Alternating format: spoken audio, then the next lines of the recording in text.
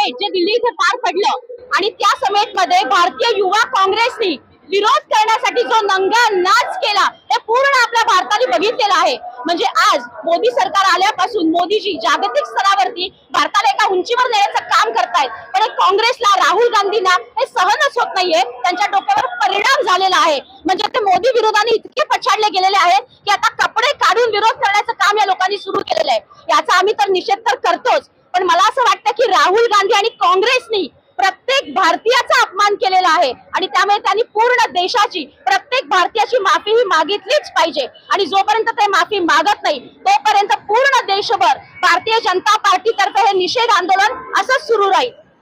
आली होती आणि त्या दिल्लीच्या समिटमध्ये आदरणीय पंतप्रधान हे आपल्या भारताचा विकासाचा मुद्दा राष्ट्रीय स्तरावरती ग्लोबल अशी ती परिषद होती आणि ज्या पद्धतीने राहुल गांधींच्या माध्यमातून युवा मोर्चाने त्या ठिकाणी त्यांच्या शर्टलेस असं जाऊन ते आंदोलन केलं होतं।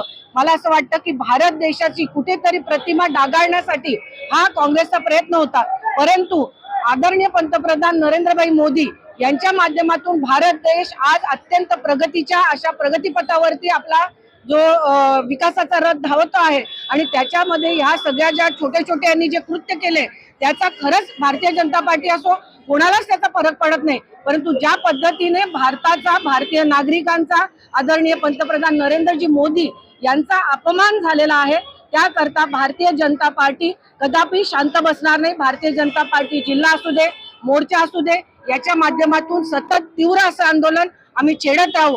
जोपर्यंत राहुल गांधी आणि पप्पू माफी मागणार नाही तोपर्यंत हे आंदोलन देशभरात अशाच पद्धतीने चालू राहील हे मी म्हणतो।